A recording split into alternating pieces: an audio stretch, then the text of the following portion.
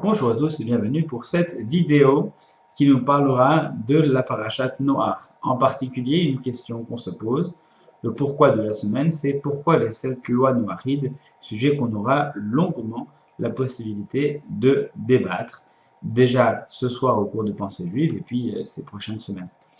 Quoi qu'il en soit, pourquoi proposer une religion qui précède la religion? On a une certaine étrangeté qui nous est proposée dans la Sidra de cette semaine, qui est que Dieu donne à Noé une marche à suivre pour l'ensemble de l'humanité, une sorte de religion universelle qui ne va pas être définie par un prophète, par un livre. Il n'y a pas de Torah, de Bible, de Coran, de quelques testaments que ce soit. Il n'y a aucun livre, seulement une religion universelle. Si tu veux être moral, alors ne tue pas, ne vole pas, construis des tribunaux, organise la société. Toutes ces choses-là, la cruauté, le fait de se réunir autour d'une croyance, mais sans que celle-ci soit exactement définie par un code de règles et des règles strictes, c'est une religion universelle qui précède la Torah. Donc, pourquoi avoir fait une religion à deux niveaux? Je pense que, pour rester dans le format de cette vidéo très courte, il y a dans la volonté de cette religion universaliste, il y a une nécessité de rassembler. La religion juive est une religion qui est censée rassembler le maximum possible. J'aimerais, pour donner une image, rappeler la position du judaïsme français. Dans le cadre du judaïsme, d'accord? Donc on est déjà dans le particularisme, on n'est plus dans l'universalité, dans le particularisme de la religion juive. Même dans celle-ci, il y a une tendance mondiale à cloisonner, séparer.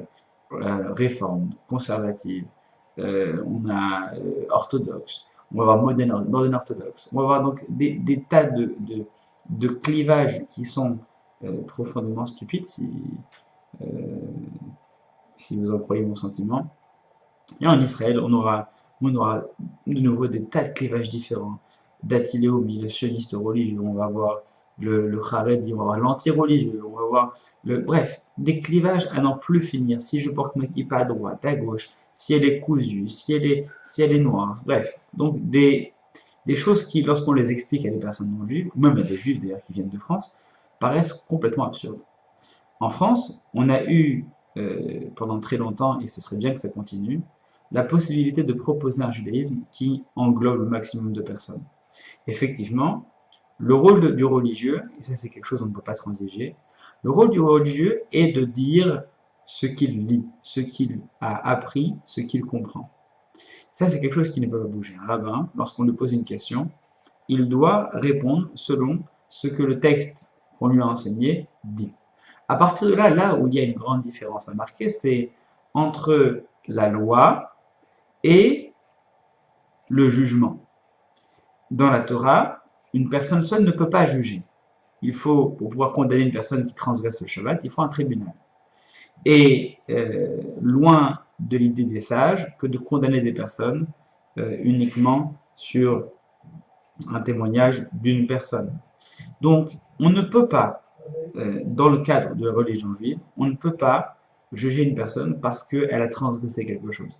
On peut la juger dans le cadre d'un tribunal, mais en tant que personne, nous n'avons pas le droit de faire ça.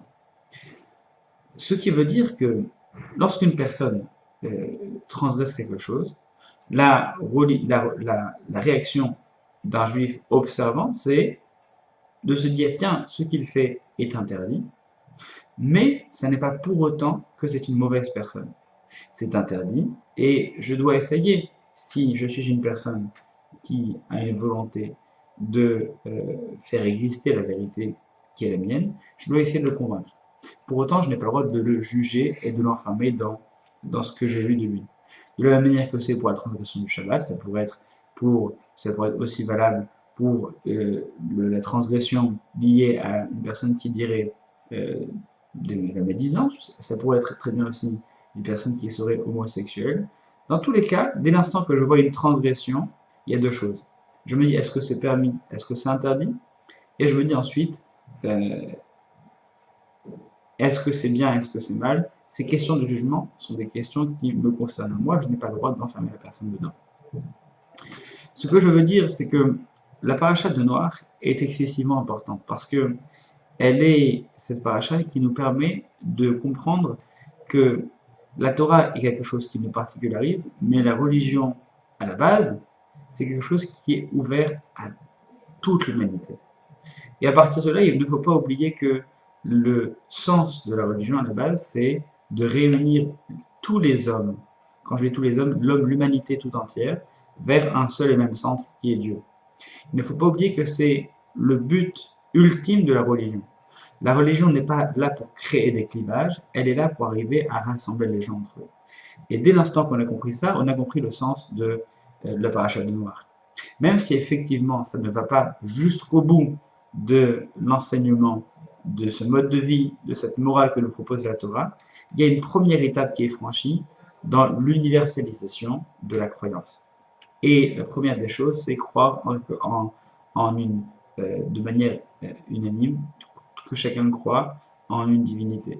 À sa manière, mais qu'il y croit. Ça, c'est la religion d'Afrique. Ensuite, on va avoir un peuple qui va avoir une mission plus particulière, qui va faire en sorte de pousser et d'approfondir cette réflexion. Mais l'alliance avec l'humanité, c'est une alliance qui tend vers l'unité.